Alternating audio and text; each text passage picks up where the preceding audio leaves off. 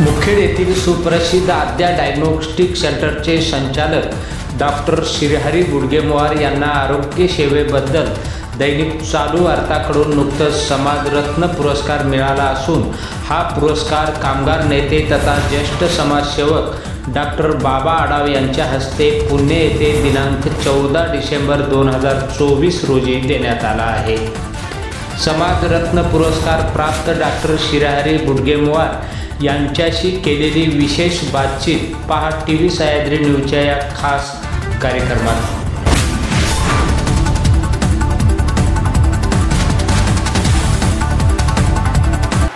आपणास समाजरत्न पुरस्कार देऊन गौरवण्यात आल्याबद्दल प्रथम आमच्या चॅनेलच्या वतीने आपले हार्दिक अभिनंदन। थोडक्यात आपला परिचय सांगून आपण वैद्यकीय क्षेत्राकडे कसे वळलात आणि वैद्यकीय शिक्षण कुठे व कसे झाले काय सांगा।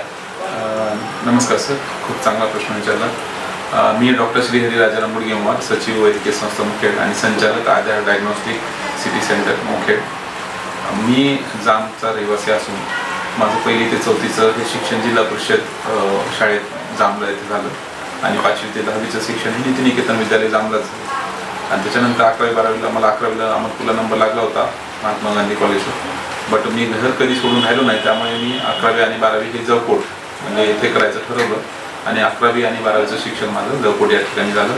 त्याच्यानंतर मला MBBS साठी मी फॉरेनला गेलो आणि माझं MBBS तिथं मी ॲब्रॉड कंप्लीट करून दिल्ली या ठिकाणी MCIची जी स्क्रीनिंग टेस्ट असते ती पहिल्या अटेम्प्टमध्ये पास केली आणि तदनंतर मी PGचं प्रिपरेशन चालू केलं। हैदराबाद येथे म्हणजे उस्मानिया जनरल हॉस्पिटलमध्ये इंटर्नशिप केली व त्याच्यानंतर PGची एंट्रन्स दिली आणि त्या एंट्रन्समध्ये कराड येथे MD रेडिओलॉजी जी की टॉपची ब्रँच आहे त्याच्यामध्ये मला नंबर लागला आणि माझं मी भाग्य समजतो की त्या कॉलेजमध्ये मला शिकायला भेटलं आणि MDचे 3 वर्ष खूप चांगले गेले आणि आम्हाला जे गुरुजन लाभले तिथले जे HOD होते खूप चांगले होते आणि त्यांच्या मार्गदर्शनाखाली मी शिकलो आणि युनिव्हर्सिटीचा गोल्ड मेडलिस्ट म्हणजे टॉपर ठरलो आणि त्याच्यात गोल्ड मेडल संपादन केलं आणि तदनंतर मी बरेच म्हणजे कोर्सेस केलेले आहेत। जसं की आता आपल्या गावाकडे यायचं म्हणजे आपल्याला म्हणजे अद्ययावत नॉलेज असणं गरजेचं आहे, त्यासाठी मी फिटल मेडिसिनचा कोर्स चेन्नई येते म्हणजे 3D 4D अद्ययावत सोनोग्राफी कशी करायची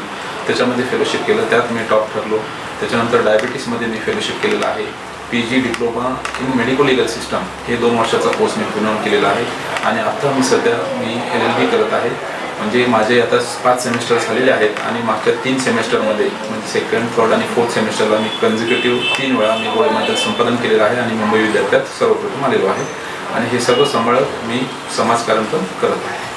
सर मला सांगा, आपण वैद्यकीय क्षेत्राकडे कसे वळलात आणि का वळा वाटलं? सर मी 10वीपर्यंत असं होतं की माझे बाबा म्हणायचे ह्याचं काही होऊ शकत नाही किंवा एक ॲव्हरेज स्टुडंट होतो आणि तेव्हापर्यंत माझे गोल्स काही नव्हते की बाबा आपल्याला काहीतरी RTO ऑफिसर बनावं, मिलिटरी मॅन बनावं, पोलीस डिपार्टमेंटमध्ये जावं, असे बरेच अपेक्षा होत्या।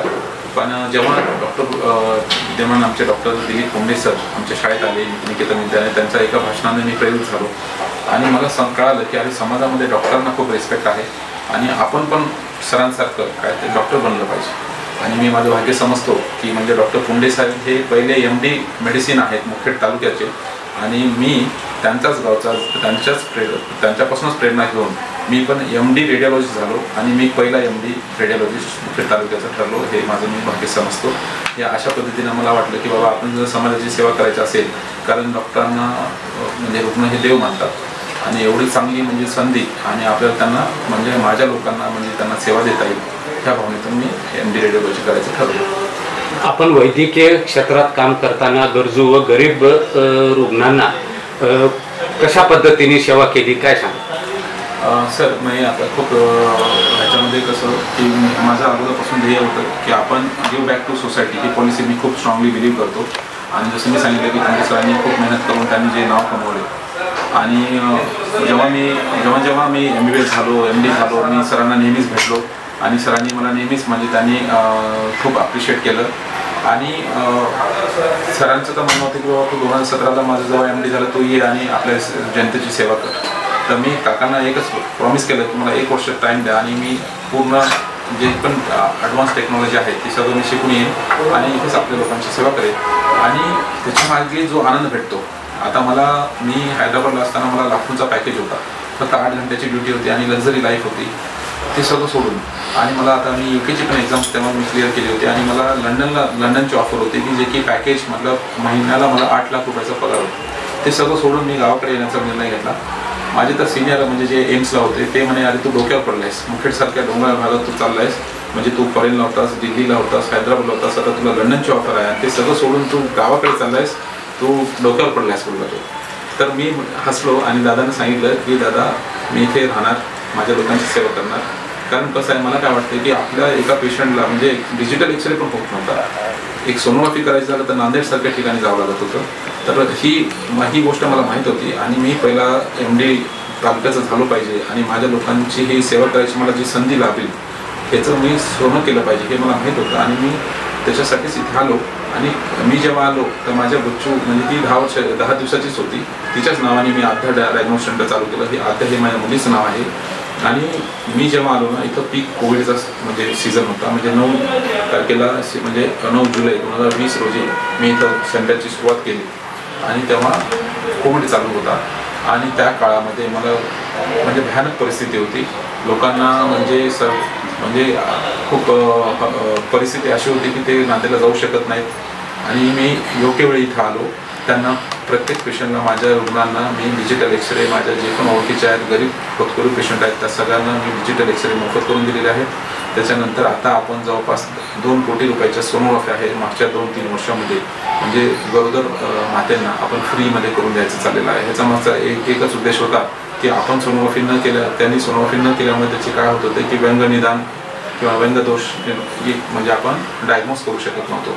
आणि बरेच आता आपण अनाथ आश्रमला मी नेहमी जात असतो, तिथल्या मुलांसोबत मी टाईम स्पेंड करत असतो.